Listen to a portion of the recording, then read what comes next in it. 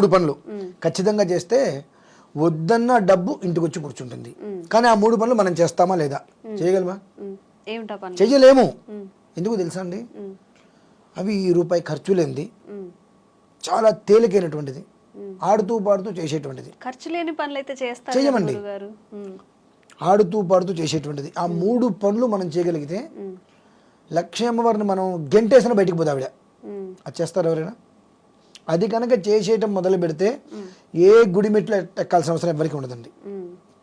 ఏం లేదు, సూర్యోదయాత్ పూర్వం అంటే సూర్యుడు ఉదయించక ముందు నిద్ర లేచి స్నానం చేసి ఇల్లు ఉడుచుకొని దీపం పెట్టుకొని చాలు. అంతేనా? అంత సింపులా? నేనేమన్నాను ఒకసారి మళ్ళీ, సూర్యోదయానికన్నా ముందు నిద్ర లేచి స్నానం చేసి ఇల్లు ఉడుచుకొని దీపం పెట్టండి అన్న. మన వాళ్ళు ఏం చేస్తారు? లేవంగానే ముందు ఇల్లు ఉడిచేస్తారు. అది మహాపాపం. నువ్వు ఎప్పుడైతే కనుక స్నానం చేయకుండా అపరిశుభ్రమైనటువంటి వస్త్రములతో చీపిరి పట్టుకున్నామో లక్ష్మి వెళ్ళిపోతుంది ఇంట్లో నుంచి. లక్ష్మి అంటే చీపిరి అంటే ఎవరు? లక్ష్మీదేవి గారిని మనం కొలుస్తాం, దాటద్దు తొక్కొద్దు వచ్చిందని. మరి రాత్రిపూట పడుకొని పొద్దున్నే ఆ వస్త్రాలతోటే మనం చీపిరి పట్టుకుంటే అప్పుడు ఉంటుందా, వెళ్ళిపోతుందా? ఇవి కొన్ని మనం తెలుసుకోవాల్సిన విషయాలు. పొద్దున్నే 5:30 లోపు లేచి స్నానం చేసి ఇల్లు ఉడుచుకుంటే ఆ మగవాడు వచ్చి దీపం పెడతాడు. ఆవిడగా దీపం. ఆవిడ పొద్దున్నే లేచి స్నానం చేసేసి ఇల్లు ఉడి చేసుకోవాలి.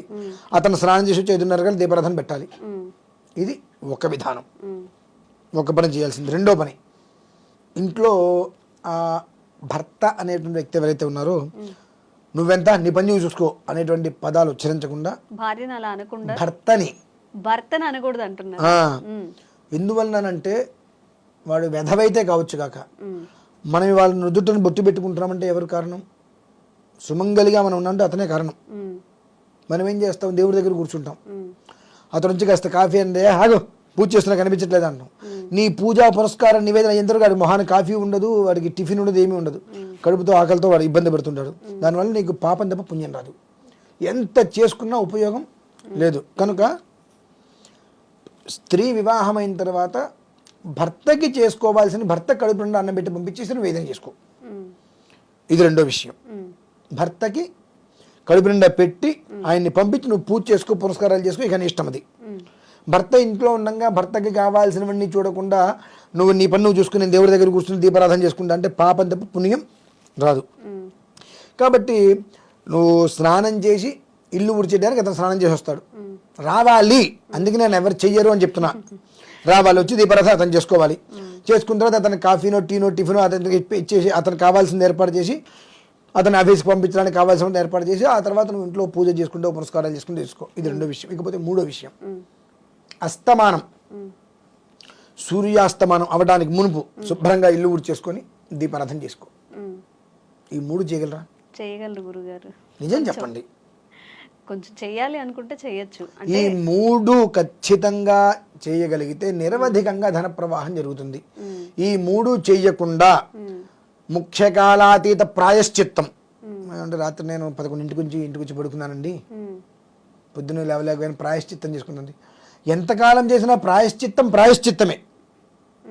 ఎంతకాలం చేసినా ప్రాయశ్చిత్తమే. వాస్తవంలోకి రాదు కాదు. కాబట్టి ప్రయత్నం చెయ్యి, మొదలుపెట్టు. ఒక 15 రోజుల పాటు మొదలుపెట్టి ప్రయత్నం చేసి మొదలు పెడితే ఆ తర్వాత మన ఆపండి. అది చాలా ప్రశాంతంగా ఉంటుంది, మనస్సుకి తేలిగ్గా ఉంటుంది.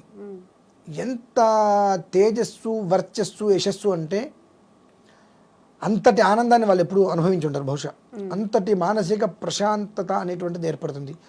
ఏ గుడికి వెళ్ళక్కర్లా, ఏ గోపురానికి వెళ్ళక్కర్లా, ఏ లలితా సహస్రనామం, విష్ణు సహస్రనామం ఏది వాళ్ళు చేయక్కర్లేదు. ఇది చేయగలిగితే చాలు. ఇది చెయ్యట్లేదు కాబట్టి అనేక విధములుగా ఆరాధనలు, అర్చనలు, పూజలు మనం చేయవలసి వస్తుంది.